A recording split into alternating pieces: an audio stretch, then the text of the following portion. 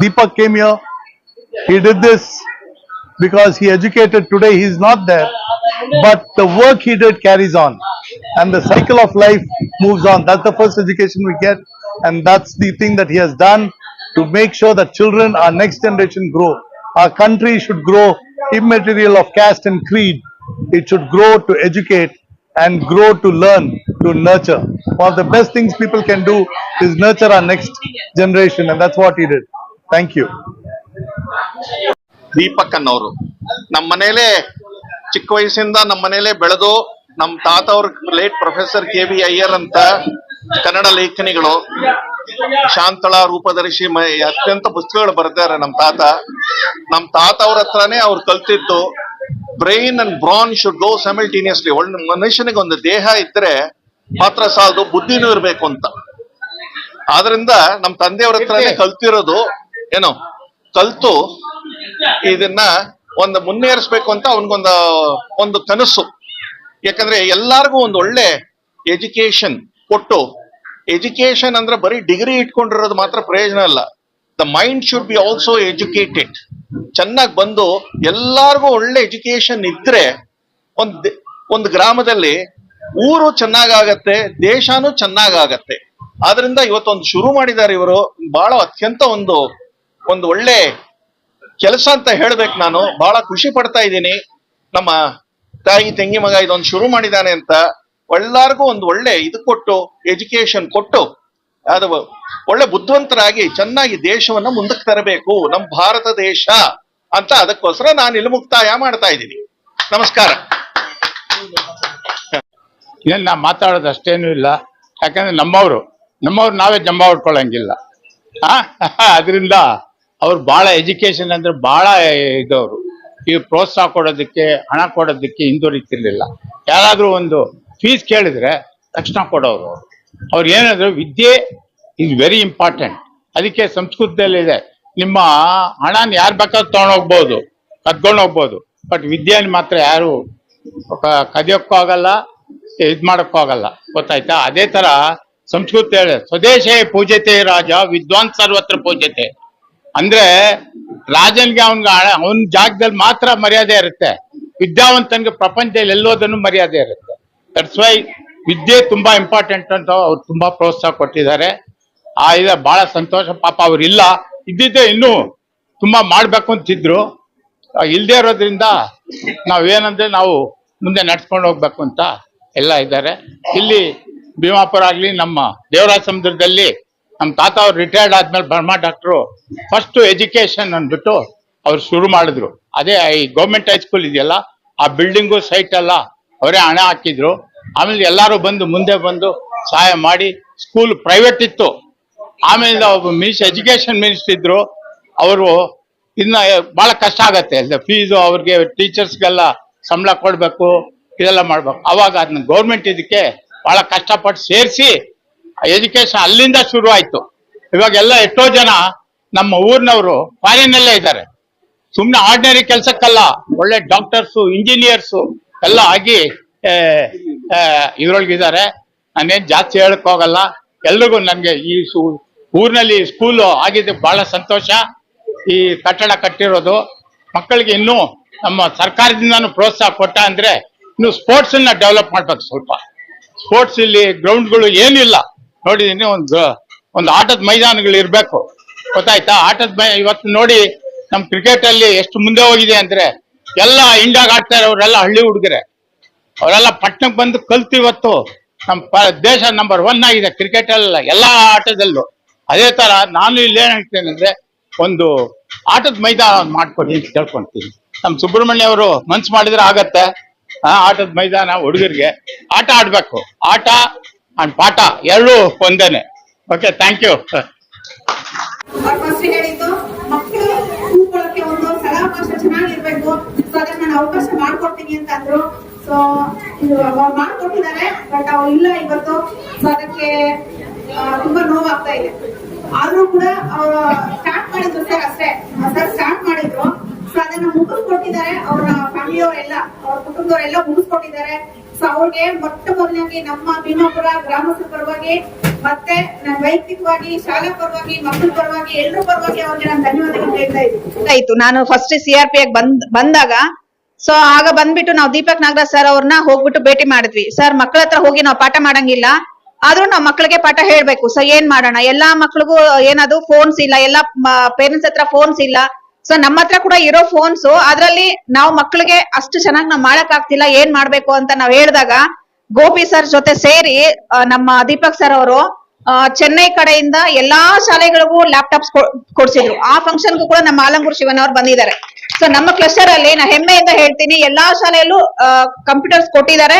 ಆ computers work ಆಗ್ತಿದೆ, ನಾವು ಅದನ್ನ ಬಳಸ್ಕೊಂತಾ ಇದೀವಿ. ಒಂದು ಜೊತೆಗೆ ಏನಪ್ಪಾ ಅಂತಂದ್ರೆ ಲೈಬ್ರರೀಸ್ ಎಲ್ಲಾ ಶಾಲೆಗೂ ಲೈಬ್ರರೀಸ್ ಕೊಟ್ಟಿದ್ದಾರೆ, ವಿತ್ ಲೈಬ್ರರಿ ಸ್ಟ್ಯಾಂಡ್ ಕೊಟ್ಟಿದ್ದಾರೆ, ಕೊನೆಗೆ ಒಂದು ಟೀಚರ್ ಅನ್ನು ಕೊಟ್ಟಿದ್ದಾರೆ. ಸೊ ಅವತ್ತು ಕೂಡ ನಮ್ಮ ಗೋಪಿ ಸರ್ ಬಂದಿದ್ರು ಫಂಕ್ಷನ್ ಗೆ. ಸೊ ಎಲ್ಲಾ ಶಾಲೆಗೂ, ಒಂದ್ ಶಾಲೆ ಅಲ್ಲ, ಎಲ್ಲಾ ಶಾಲೆಗೂ, ಬರೀ ನಾವು ಭೀಮಾಪುರನೇ ಅಲ್ಲ, ನಾವ್ ಎಲ್ಲಾ ಶಾಲೆಗೂ ಕೊಡ್ಬೇಕು ಅಂತ ಹೇಳ್ಬಿಟ್ಟು ಎಲ್ಲ ಕೊಟ್ಟಿದ್ದಾರೆ. ಸೊ ಒಂದೊಂದು ಕಾರ್ಯಕ್ರಮ ಏನಾಗುತ್ತೆ NGO ಕಡೆಯಿಂದ ಏನಾಗುತ್ತೆ ಅಂತಂದ್ರೆ, ಕಾರ್ಯಕ್ರಮ ಬರುತ್ತೆ, ಒಂದು 6 ತಿಂಗಳು ನಡೆಯುತ್ತೆ, 3 ತಿಂಗಳು ನಡೆಯುತ್ತೆ, ಮತ್ತೆ ಸ್ಟಾಪ್ ಆಗುತ್ತೆ. ಬಟ್ 5 ವರ್ಷದಿಂದ ನಿರಂತರವಾಗಿ ನಮ್ ಜೊತೆ ಇದು ಇಂಡಿಯನ್ ಲಿಟ್ರಸಿ ಪ್ರಾಜೆಕ್ಟ್ ಅಂತ ಹೇಳ್ಬಿಟ್ಟು ಸ್ಪರ್ಶ ಫೌಂಡೇಶನ್ ಕಡೆಯಿಂದ ನಮ್ಮ ಕ್ಲಸ್ಟರ್ ಅಲ್ಲಿ ಎಲ್ಲಾ ಶಾಲೆಯಲ್ಲೂ ನಡೀತಾ ಇದೆ. ಸೊ ಈ ಎಲ್ಲಾ ಕ್ರೆಡಿಟ್ಸ್ ನಮ್ಮ ದೀಪಕ್ ಸರ್ ಅವ್ರಿಗೆ, ಮತ್ತೆ ನಮ್ಮ ಗೋಪಿ ಸರ್ ಅವ್ರಿಗೆ, ಮತ್ತೆ ನಮ್ಮ ಆಲಂಗೂರು ಶಿವಣ್ಣ ಸರ್ ಅವ್ರಿಗೆ, ಅಂಡ್ ಆಲ್ ಮೆಂಬರ್ಸ್ ಆಫ್ ಸ್ಪರ್ಶ ಫೌಂಡೇಶನ್ ಅವ್ರಿಗೆಲ್ರಿಗೂ ಈ ಸಂದರ್ಭದಲ್ಲಿ ನಾನು ಮತ್ತೊಮ್ಮೆ ಥ್ಯಾಂಕ್ಸ್ ಅನ್ನ ಹೇಳ್ತಾ ಇದೀನಿ. ಇವತ್ತು ಒಂದು ತುಂಬಾ ಖುಷಿ ಆಗ್ತಾ ಇರುವಂತ ದಿನ. ಯಾಕಂದ್ರೆ 2 ವರ್ಷಗಳ ಹಿಂದೆ ನಾವು ಮತ್ತೆ ದೀಪಕ್ ಸರ್ ಮತ್ತೆ ಶಿವಣ್ಣ ಅವರು, ನಮ್ಮ ಶಶಮ್ಮ ಅವರು ಕೂತ್ಕೊಂಡು ಯೋಚನೆ ಮಾಡಿದಾಗ ಈ ಶಾಲೆಗೆ ಬಂದಾಗ, ಇಲ್ಲಿ ಚೆನ್ನಾಗಿದೆ ಜಾಗ, ನಾವ್ ಯಾಕೆ ಈ ತರ ಮಾಡಬಾರ್ದು, ಒಂದ್ ಸ್ವಲ್ಪ ಚೆನ್ನಾಗಿ ಮಾಡಬಾರ್ದು ಅಂತ ಯೋಚನೆ ಮಾಡಿದ್ವಿ. ದೀಪಕ್ ಸರ್, ನಾವು ಸ್ಪರ್ಶ ಟ್ರಸ್ಟ್ ನ ಪ್ರಾರಂಭ ಮಾಡಿ ಇಂಡಿಯಾದಲ್ಲಿ ನಡೀತಾ ಇದ್ರೆ, ದೀಪಕ್ ಸರ್ USA ಅಲ್ಲಿ ಸ್ಪರ್ಶ ಟ್ರಸ್ಟ್ ನ ಕಟ್ಟದಂತ ಒಬ್ಬ ವ್ಯಕ್ತಿ. ಅಮೆರಿಕದಲ್ಲಿ ಕೂಡ ಸ್ಪರ್ಶ ಟ್ರಸ್ಟ್ ಅನ್ನ ಇದೇ ಮುಲ್ಬಾಗಲಲ್ಲಿದ್ದ ಪ್ರಾರಂಭವಾದಂತ ಟ್ರಸ್ಟ್ ಇವತ್ತು ಅಮೆರಿಕದಲ್ಲಿ ಕೂಡ ಇದೆ. ಅದಕ್ಕೆ ಮೂಲ ಕಾರಣ ನಮ್ಮ ದೀಪಕ್ ಸರ್. ಇವತ್ತು ಅವರು ನಮ್ ಜೊತೆ ಇಲ್ಲ, ಅದಕ್ಕೆ ತುಂಬಾ ನೋವಾಗ್ತಾ ಇದೆ. ಹಾಗೆ ಆದ್ರೂ ಕೂಡ ಅವ್ರು ಇಲ್ದೇ ಇದ್ರು ಕೂಡ ಅವ್ರ ನೆನಪುಗಳು, ಅವ್ರು ಮಾಡಿದಂತ ಕೆಲಸ ಸದಾ ನಿಲ್ಬೇಕು ಅನ್ನೋ ಉದ್ದೇಶ ಇಟ್ಕೊಂಡು, ಏನು ಶಶಮ್ಮ ಮತ್ತೆ ಅವರ ಫ್ಯಾಮಿಲಿ, ಮತ್ತೆ ನಮ್ಮ ಉಮೇಶು, ಹಾಗೆ ನಮ್ಮ ಸ್ಪರ್ಶ ಟ್ರಸ್ಟ್ ನಲ್ಲಿ ಇಡೀ ಕೋಲಾರ ಜವಾಬ್ದಾರಿ ತಗೊಂಡಂತ ಅಣ್ಣ ಶಿವಣ್ಣ ಅವರು, ಮತ್ತೆ ನಮ್ಮ ಶಂಕರ, ಇವರೆಲ್ಲರೂ ಸೇರಿ ಇಲ್ಲ ನಮ್ಮ ಮುಲ್ಬಾಗಲಲ್ಲಿ ದೀಪಕ್ ಅವ್ರ ಸರ್ ಹೆಸರು ಉಳಿಸ್ಬೇಕು ಅನ್ನೋ ಉದ್ದೇಶ ಇಟ್ಕೊಂಡು ಈ ಒಂದು ಶಾಲೆನ ಚೆನ್ನಾಗೇ ಮಾಡ್ಬೇಕು ಅಂತ ಪ್ರಯತ್ನ ಮಾಡಿ ಇವತ್ತು ತುಂಬಾ ಖುಷಿ ಆಗ್ತಾ ಇದೆ. ಏನ್ ಇವರೆಲ್ಲರ ಪರಿಶ್ರಮದಿಂದ ಈ ಒಂದು ಶಾಲೆ ಈ ಎಲ್ಲಾ ಮಕ್ಕಳಿಗೆ ಒಂದು ಒಳ್ಳೆ ನಾಂದಿ ಆಡುತ್ತೆ ಅಂತೇಳಿ. ಹಾಗೆ ಇವತ್ತು ನಾನು ವೇದಾಂತ ಮಾತಾಡಿದಂತ ಇಂಗ್ಲಿಷ್ ನೋಡಿದ ತಕ್ಷಣ ಅನಿಸ್ತಾ ಇದೆ, ಇಲ್ಲಿ ಮುಂದೆ ಒಂದು ಹೊಸ ಜನರೇಷನ್ ಶುರುವಾಗೋ ಚಾನ್ಸಸ್ ಇದೆ. ಅದು ಈ ಶಾಲಾ ಶಿಕ್ಷಕರು ಮತ್ತೆ ಈ ಎಲ್ಲಾ ಊರಿನ ಹಿರಿಯರು ಮತ್ತೆ ಈ ಶಾಲೆಯಲ್ಲೇ ಓದಂತ ಹಿರಿಯ ವಿದ್ಯಾರ್ಥಿಗಳು, ಆ ಹಿರಿಯ ವಿದ್ಯಾರ್ಥಿಗಳದ್ದು ಒಂದು ಗುಂಪಿದೆ. ಅದು ಗುಂಪಲ್ಲಿ ನೋಡ್ತಾ ಇರ್ತೀನಿ, ತುಂಬಾ ಖುಷಿ ಆಗುತ್ತೆ. ಅವ್ರು ಅಷ್ಟು ಚೆನ್ನಾಗಿ ರೆಸ್ಪಾಂಡ್ ಮಾಡ್ತಾ ಇದಾರೆ, ಅಷ್ಟು ಖುಷಿ ಪಡ್ತಾ ಇದಾರೆ ಈ ಶಾಲೆ ಬಗ್ಗೆ. ಅವರೆಲ್ಲರೂ ಸಹ ಈ ಶಾಲೆನ ಅಭಿವೃದ್ಧಿ ಮಾಡ್ಬೇಕಂತ ಯೋಚನೆ ಮಾಡ್ತಾ ಇದಾರೆ. ಅದಕ್ಕೆ ನನಗೆ ತುಂಬಾ ಖುಷಿ ಆಗ್ತಾ ಇದೆ. ಈ ಒಂದು ನಾ ಬೆಳೆದ ಶಾಲೆಗಾಗಿ ನಾನು ಅಂತ ನಾನು ಮೊದಲು ಇಡೀ ಕರ್ನಾಟಕದಲ್ಲಿ 2016ರಲ್ಲಿ ಪ್ರಾರಂಭ ಮಾಡಿದ್ದು. ಅದು ನಮ್ಮೂರಲ್ಲೇ ಮೊದಲನೇ ಬಾರಿಗೆ ಶುರು ಮಾಡಿದ್ವಿ. ಅದಿವತ್ತು ಸಿದ್ದರಾಮಯ್ಯ ಉಂಡಿ ಅಂತ ಮೈಸೂರಲ್ಲಿ ಸಿದ್ದರಾಮಯ್ಯ ಸರ್ ಊರಲ್ಲಿ, ಮತ್ತೆ ಅದು ನಮ್ಮ ಮಾಡೆಲ್ ಅನ್ನ ಅವ್ರು ಅಲ್ಲಿ ಇಂಪ್ಲಿಮೆಂಟ್ ಮಾಡಿ ಅಲ್ಲಿ ನಾವು ಈಗ ಕೆಲಸ ಮಾಡ್ತೀವಿ. ನಮ್ಮ ಆರ್ಗನೈಸೇಷನ್ ಅಲ್ಲಿ ಈಗ ಸಿದ್ದರಾಮಯ್ಯ ಸರ್ ಮುಂದೆ ನಿಂತ್ಕೊಂಡು ನಮ್ಮ ಟ್ರಸ್ಟ್ ಮುಖಾಂತರ ಅಲ್ಲಿ ಡೆವಲಪ್ ಮಾಡಿಸ್ತಾ ಇದ್ದಾರೆ. ಅದೊಂದು ಖುಷಿ ಆಗತ್ತೆ. ಯಾಕಂದ್ರೆ ಒಂದು ಸಣ್ಣ ಮಟ್ಟದಲ್ಲಿ ಒಂದು ಹಳ್ಳಿಯಲ್ಲಿ ಒಂದು ಶುರುವಾದಂತ ನಾ ಬೆಳೆದ ಶಾಲೆಗಾಗಿ ನಾವು ಅನ್ನೋ ಯೋಚನೆ ಇವತ್ತು ಇಡೀ ಕರ್ನಾಟಕದಾದ್ಯಂತ ಹೋಗ್ತಾ ಇದೆ. ಹಾಗೆ ರಾಯಚೂರಲ್ಲಿ ಹತ್ರ 400 ಶಾಲೆಗಳನ್ನ ಅಭಿವೃದ್ಧಿಗೊಳಿಸಿ ಇವಾಗ ತಾನೇ ಕೊನೆಗೆ ಹ್ಯಾಂಡ್ ಓವರ್ ಮಾಡಿದೀವಿ. ಈಗ ಬೆಂಗಳೂರಿನ ಏರ್ಪೋರ್ಟ್ ಸುತ್ತಲೂ ಏರ್ಪೋರ್ಟ್ ಮ್ಯಾನೇಜ್ಮೆಂಟ್ ಜೊತೆ ಸೇರಿ 8 ಶಾಲೆಗಳನ್ನ ದತ್ತು ತಗೊಂಡಿದೀವಿ. ಅದಿನ್ನೂ ತುಂಬಾ ದೊಡ್ಡ ಮಟ್ಟದಲ್ಲಿ ಇವತ್ತು ರಾಷ್ಟ್ರ ಮಟ್ಟದಲ್ಲಿ ಹೆಸರು ಮಾಡ್ತಾ ಇದೆ. ಆ ತರ ಶಾಲಾ ಅಭಿವೃದ್ಧಿಯಲ್ಲಿ ಸ್ಪರ್ಶ ಸಂಸ್ಥೆ ಒಂದಷ್ಟು ಕೆಲಸ ಮಾಡ್ತಾ ಇದೆ. ಅದ್ರ ಜೊತೆಯಲ್ಲಿ ಯಾವುದೇ ಮಗು ಶಾಲೆಯಿಂದ ಹೊರಗಡೆ ಇದೆ, ಸಮಸ್ಯೆಯಲ್ಲಿ ಇದೆ ಅಂದ್ರೆ ಆ ಮಕ್ಕಳಿಗೆ ವಸತಿ ಶಾಲೆಗಳನ್ನ ಬೆಂಗಳೂರಿನ ದೇವನಹಳ್ಳಿಯಲ್ಲಿ ಒಂದು 400 ಜನ ಹೆಣ್ಣು ಮಕ್ಕಳಿಗೆ, ಹೆಸರುಘಟ್ಟದಲ್ಲಿ ಒಂದು 250 ಗಂಡು ಮಕ್ಕಳಿಗೆ, ಈಗ ಅದೇ ಅಣ್ಣವರು 5 ಎಕರೆ ಜಮೀನ್ ದಾನ ಮಾಡಿದ್ದಾರೆ ಇದೇ ಟ್ರಸ್ಟ್ಗೆ ಅವ್ರ ಊರಲ್ಲಿ ಆಲಂಗೂರಲ್ಲಿ. ಆ ಆಲಂಗೂರಲ್ಲಿ ಇನ್ನೊಂದು 2 ವರ್ಷದಲ್ಲಿ ಒಂದು 200 ಜನ ಮಕ್ಕಳಿಗೆ, ಒಂದು 100 ರಿಂದ 150 ಜನ ವಯಸ್ಸಾದವರಿಗೆ ಒಂದು ಮೂಡಲ ಸಂಧ್ಯಾ ಕಿರಣ ಅಂತ ಹೇಳಿ ಪ್ರಾಜೆಕ್ಟ್ ಒಂದು ಮೋಸ್ಟ್ಲಿ ಒಂದು 2 ತಿಂಗಳಲ್ಲಿ ಭೂಮಿ ಪೂಜೆ ಆಗತ್ತೆ. ಅದು ಇನ್ನೊಂದು 2 ವರ್ಷದಲ್ಲಿ ಲೋಕಾರ್ಪಣೆ ಆಗತ್ತೆ ಅನ್ನೋದನ್ನ ಕೂಡ ನಾವು ಮಾಡ್ತಾ ಇದ್ದೀವಿ.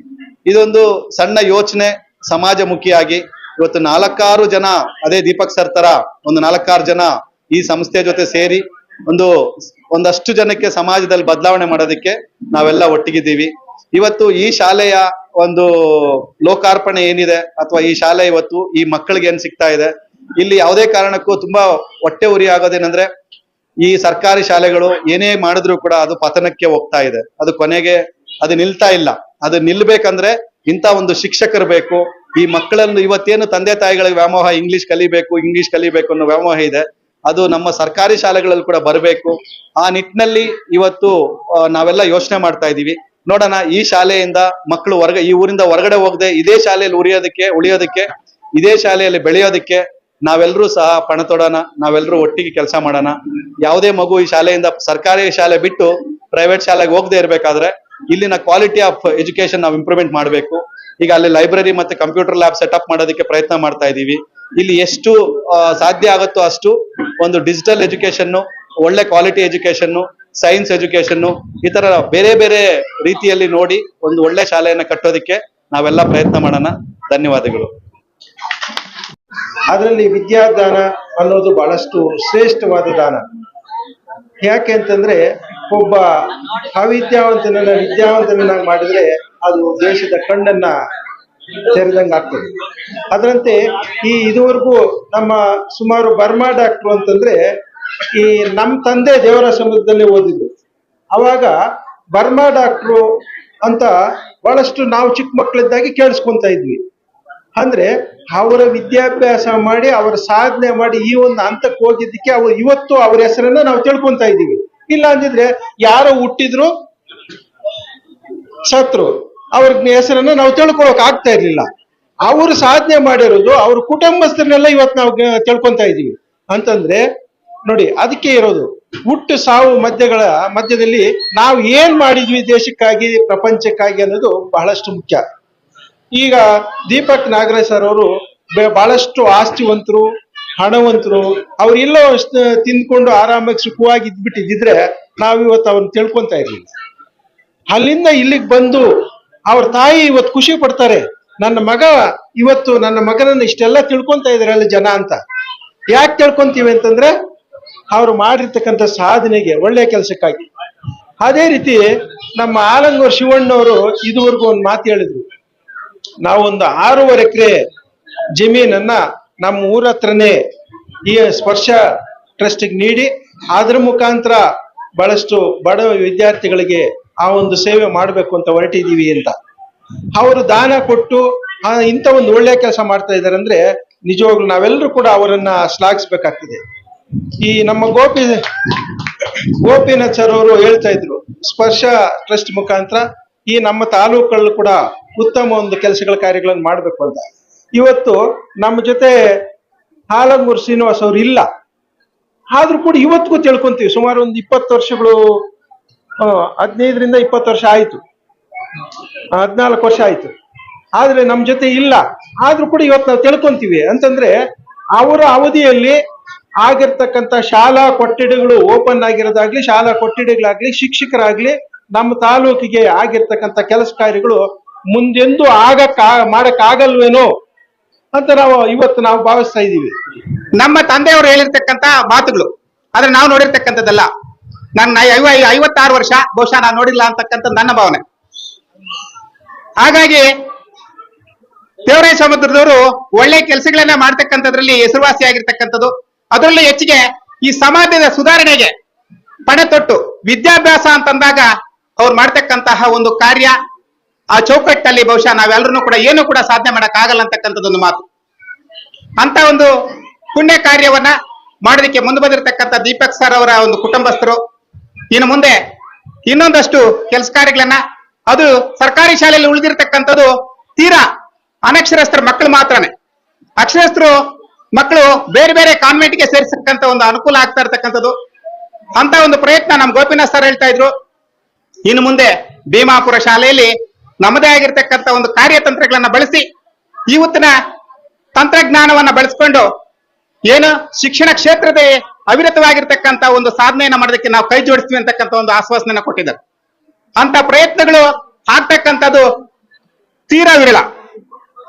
ಈಗ ಈ ಶಾಲೆಯಲ್ಲಿ ಓದಿರ್ತಕ್ಕಂಥ ಹಳೆ ವಿದ್ಯಾರ್ಥಿಗಳ ಪರವಾಗಿ ಅವರು ವಿನ್ವಯಿಸ್ಕೊಂತಾ ಇದ್ರು. ಎಲ್ಲರ ಸಹಕಾರನು ಕೂಡ ನಮ್ಮ ಶಾಲೆ ಅತ್ತ. ನೀವೆಲ್ಲರ ಚಿತ್ತ ನಮ್ಮ ಶಾಲೆ ಹತ್ತ ಇದ್ರೆ ಬಹುಶಃ ಈ ಇರ್ತಕ್ಕಂತ ಮಕ್ಕಳಿಗೆ ಉನ್ನತವಾಗಿರ್ತಕ್ಕಂತ ಒಂದು ಶಿಕ್ಷಣ ಕೊಡೋದಕ್ಕೆ ಯಾವುದೇ ಕುಂದುಕೊರತೆ ಆಗೋದಿಲ್ಲ ಅಂತಕ್ಕಂಥದ್ದನ್ನ ಹೇಳ್ತಾ ಎಲ್ರಿಗೂ ನಮಸ್ಕಾರ. ಶ್ರೀ ದಿವಂಗತ ದೀಪಕ್ ನಾಗರಾಜ್ ಸರ್ ಅವರು ಏನ್ ಸೇವೆ ಕೊಟ್ಟಿದ್ದಾರೆ ನಮ್ಮ ಗ್ರಾಮದ ಈ ಶಾಲೆ ಅಭಿವೃದ್ಧಿಗೆ, ಅವ್ರಿಗೆ ನಾವು ಚಿರಸ್ಮರಣೀಯವಾಗಿ ಹೃದಯಪೂರ್ವಕ ಧನ್ಯವಾದಗಳನ್ನು ತಿಳಿಸ್ತೀವಿ. ಅವ್ರು ಇವತ್ತು ಇಲ್ದೇ ಇರ್ಬೋದು, ಈ ಶಾಲೆ ಇರುವ ಕೊನೆಯ ತನಕ ಅವರ ನೆನಪು ನಮ್ಮ ಎಲ್ಲ ಇಲ್ಲಿ ಮುಂದೆ ವಿದ್ಯಾಭ್ಯಾಸ ಮಾಡುವ ಎಲ್ಲ ಮಕ್ಕಳಲ್ಲೂ ಉಳಿಯುತ್ತೆ. ನಾವು ಹನುಮನಹಳ್ಳಿ ಶಾಲೆಯಲ್ಲಿ ವಿದ್ಯಾಭ್ಯಾಸ ಮಾಡ್ಬೇಕಾದ್ರೆ 7th ಸ್ಟ್ಯಾಂಡರ್ಡ್ ಕ್ಲಾಸ್ ಒಂದು ರೂಮ್ ಮೇಲೆ ಈ ಕೊಠಡಿಯ ದಾನಿಗಳು ಶಿವನಾರಾಯಣಹಳ್ಳಿ ಸಿದ್ದಮ್ಮ ಅಂತ ಒಂದು ಬರ್ದಿತ್ತು. ಆ ಸಿದ್ದಮ್ಮ ಯಾರು ಅಂತ ನಮ್ಗೆ ಗೊತ್ತಿಲ್ಲ. ಬಟ್ ಅವ್ರು ಕೊಟ್ಟಿರುವಂತ ಕೊಠಡಿ ಸುಮಾರು ಒಂದು 20 ರಿಂದ 25 ಬ್ಯಾಚ್ ಸ್ಟೂಡೆಂಟ್ಸ್ ಆ ಕೊಠಡಿಯಲ್ಲಿ ವಿದ್ಯಾಭ್ಯಾಸ ಮಾಡಿ ಮುಂದೆ ಹೋಗಿದ್ದಾರೆ. ಅದೇ ರೀತಿ ಈ ಭೀಮಾಪುರ ಶಾಲೆಯಲ್ಲಿ ಮಕ್ಕಳ ಉತ್ತಮ ವಿದ್ಯಾಭ್ಯಾಸಕ್ಕಾಗಿ ನಮ್ಮ ಈ ದೀಪಕ್ ಸರ್ ಅವರು ಏನ್ ಕೊಡುಗೆ ಕೊಟ್ಟಿದ್ದಾರೆ ಅದು ನಮ್ಗೆ ಶ್ರೇಷ್ಠವಾದದ್ದು. ಅವ್ರ ಫ್ಯಾಮಿಲಿ ಇಲ್ಲಿ ಗ್ಯಾದರಿಂಗ್ ಆಗಿದ್ದಾರೆ. So for them also we are grateful. ನಮ್ಮ ಈ ಶಾಲೆಯಲ್ಲಿ ವಿದ್ಯಾಭ್ಯಾಸ ಮಾಡಿರುವಂತ ವಿದ್ಯಾರ್ಥಿಗಳು ಅತ್ಯುನ್ನತ ಸ್ಥಾನದಲ್ಲಿ ವಿದ್ಯಾಭ್ಯಾಸ ಪಡೆದು ಆಲ್ಮೋಸ್ಟ್ ಒಂದು 15 master degrees and 12 degrees complete ಮಾಡಿದ್ದಾರೆ. ಮೊದಲನೇದಾಗಿ ನಮ್ಮ ಈ ಶಾಲೆಯಲ್ಲಿ ವಿದ್ಯಾಭ್ಯಾಸ ಮಾಡಿರುವಂತಹ ಮೊದಲನೇ ಹೆಣ್ಣಿನ ಇಂಜಿನಿಯರ್ ಆಗಿ ನಮ್ಮ ಭವಾನಿ ಅವರು ಓದ್ತಾ ಇದ್ದಾರೆ. ಯಾಕೆಂದ್ರೆ ಅವ್ರು ನಾನು ಏನಕ್ಕೆ ನೆನ್ಸ್ಕೊಂತ ಇದ್ದೀನಿ ಅಂದ್ರೆ, ಹೆಣ್ಮಕ್ಳು ಈ ಶಾಲೆಯಲ್ಲಿ ಓದಿರೋರು ಯಾರು ಮುಂದೆ ಹೋಗಲ್ಲ ಅಂತ ಅನ್ಕೊಂಡಿರ್ತಾರೆ. ಬಟ್ ನಾನು ಒಂದ್ ವಿಷಯ ಏನಕ್ಕೆ ಇಷ್ಟಪಡ್ತೀನಿ ಅಂದ್ರೆ, ಯಾವ್ದೇ ಇಂಗ್ಲಿಷ್ ಮೀಡಿಯಂ ಸ್ಕೂಲ್ಸ್ ಅಲ್ಲಿ ನಾವು 100% ಪಾಸ್ ರೆಕಾರ್ಡ್ ಕೊಡ್ತೀವಿ ಅಂತ ಹೇಳ್ತಾರೆ. ಬಟ್ ಅವ್ರ ಫ್ಯೂಚರ್ ನಾವು ಡೆವಲಪ್ ಮಾಡ್ತೀರಿ ಅಂತ ಯಾರು ಕಮಿಟ್ಮೆಂಟ್ ಕೊಡೋದಿಲ್ಲ.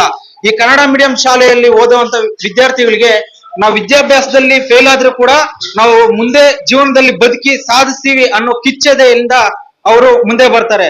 ಸೊ ಅದೇ ರೀತಿಯಲ್ಲಿ ನಮ್ಮ ಈ ಕನ್ನಡ ಮಾಧ್ಯಮದಲ್ಲಿ ವಿದ್ಯಾಭ್ಯಾಸ ಮಾಡುವಂತ ವಿದ್ಯಾರ್ಥಿಗಳು ಯಾವತ್ತೇ ಆಗ್ಲಿ ಹಿಂದೆ ಹೆಜ್ಜೆ ಹಾಕ್ಬಾರ್ದು.